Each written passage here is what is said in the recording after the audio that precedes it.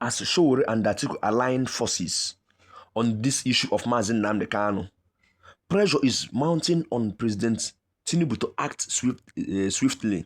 The coming days may witness one of the biggest civic actions Nigeria has seen in recent years, as Atiku Abubakar has finally broken his silence in a powerful and unexpected move, blasting President Bola Ahmed Tinubu over what he calls the injustice and continued illegal detention of Mazi Nnamdi Kanu.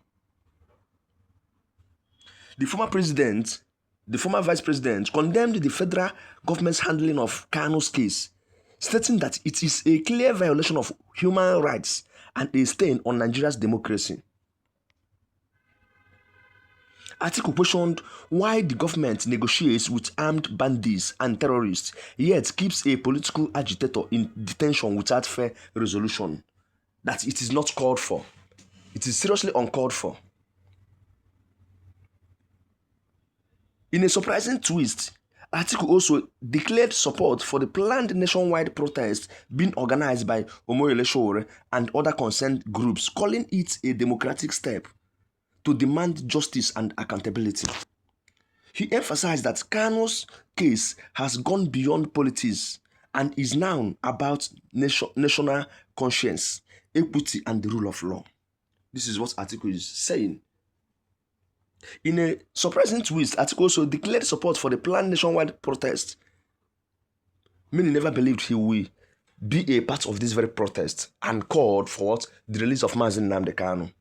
According to Atiku, healing Nigeria requires fairness and inclusion, not selective prosecution or persecution. He warned that the government's continued silence on the matter could inflame tensions in the southeast and deepen mistrust in the system. His statement has sparked nationwide reaction, many praising him for his boldness and while others criticize him for playing politics. Whereas he said he's not playing any politics. He's condemning the condemnables and raising the voice against impunity and bad attitude of the current leadership of APC. That is what he's saying. According to him, their actions are driven by political ambition and fear of losing relevance if Kanu is released. Sowore described this betrayal as deep-rooted and harmful to the Igbo struggle for justice and self-determination. Even Sowore has stirred controversy by boldly alleging that some southeastern leaders are secretly responsible for the Mazi Nnamdi Kanu's prolonged detention. That's why, pretending to support Kanu publicly, they are working behind the scenes with the federal government to keep him in detention. This is what Sowore said. So he revealed that these leaders have actively discouraged protests, sabotaged legal efforts, and discouraged public support for Kanu. Sowore further stated that some of them have made secret deals in Abuja while returning home to pretend to support the cause. This is what he said, and it is true. This, he says, is the height of hypocrisy and treachery. The revelations have sparked anger among Kanu supporters who now feel betrayed by those they trusted to speak on their behalf. That is what is actually happening now. Sowore emphasized that Kanu's detention is no longer just a federal issue, but was a regional shame. He called on genuine leaders like Governor Alex Otti to remain resolute and ignore internal saboteurs. The fight for Kanu's release, he said, must be owned by the people, not compromised allies. He described the betrayal as a spiritual and moral failure. Some elders and politicians, he also alleged, have even gone as far as to label Kanu a threat just to maintain their political relationships in the north. That is what is happening. They are just trying to maintain relationships with the north. And when something is going wrong, they will not speak up. They will never speak up. He insists that silence from the powerful eastern figures is not accidental but strategic, designed to protect their own political survival. This silence, he claims, has prolonged Kanu's sufferings and worsened the region's unrest. Sowore urged the youth to wake up and question their leaders boldly. The public reactions to this claim has been what explosive, with many calling for the full investigation. Some believe what Atiku is trying to stir is what division, while others praise him for what speaking up what the truth. So many are down now demanding transparency and accountability from their leaders. So we are going into the details now to show you what this man actually said, how everything is what really going. This country is what she rules in secret. Many things are happening around this very country, but many are what are yet to know.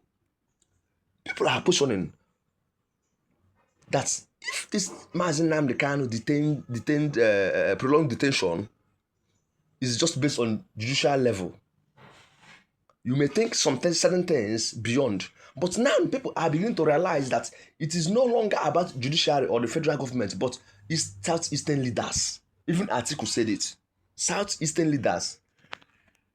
They are just trying to maintain their stance, their relationship with North and federal government, central government, so that their political ambition will be what? Gaining momentum and then working against their own people. That is very shameful. Very, very shameful. So kindly subscribe to this channel. If you have never subscribed, just click on the subscribe button up there to get more information on this and what more other information coming out. As it drops, you get all the verified news information happening around Nigeria and what beyond. Let's just go into the details right now. Atiku called for Kanu's immediate release, insisting that his prolonged detention represents a grave violation of the rule of law. Very, very well. Kanu has remained in the custody for the Department of the of State Services (DSS) since his rearrest in Kenya and subsequent extradition to Nigeria in June 2021. His detention has been marred by legal controversies, including multiple court orders granting him bail. Others that have not been complied with the prosecuting authorities. The IPOB leader is currently facing a 7-count charges relating to alleged terrorism activities.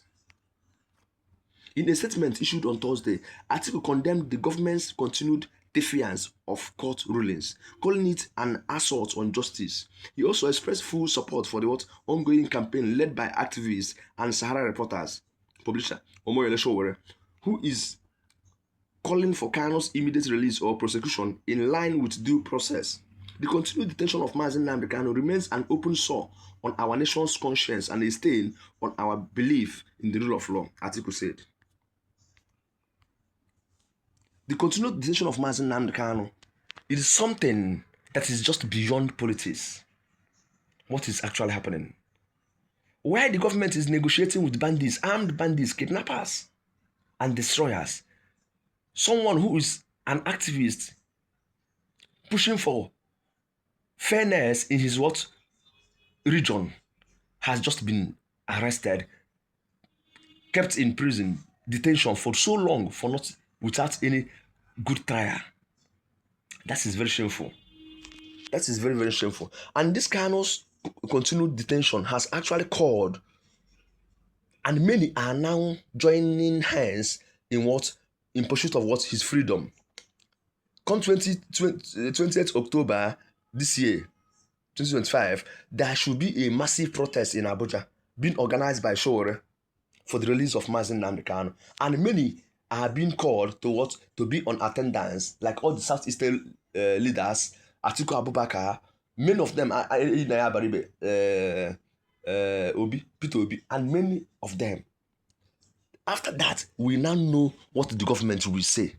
What the government will say about this Mazi Nnamdi Kanu's case. What they will say. Because it is no longer business as usual. The massive elites are coming out to join that very protest. If Mazi Nnamdi Kanu will be released, because his case is getting out of hand. It is seriously getting out of hand. It is seriously getting out of hand. I don't really know what they have in mind over this prolonged detention. What is their target? What do they have in mind? They want him to die there, or what is actually the problem? So this is what many Nigerians are asking. Then, and they are waiting patiently to see how that very protest will go and what will be the outcome of that protest. This is what is happening right now. So kindly subscribe for that update, because many things will be coming up via that very protest. We are watching closely, because they've started saying that governments are trying to threaten some southeastern leaders who want to join that protest with DSS. But let's see if they will still come out, or they will obey the instruction of the government against their own brother who is in detention. So all this and many more is what you will get in this very platform as you subscribe. Just kindly click subscribe over there. Thank you so much. I have a lovely day ahead.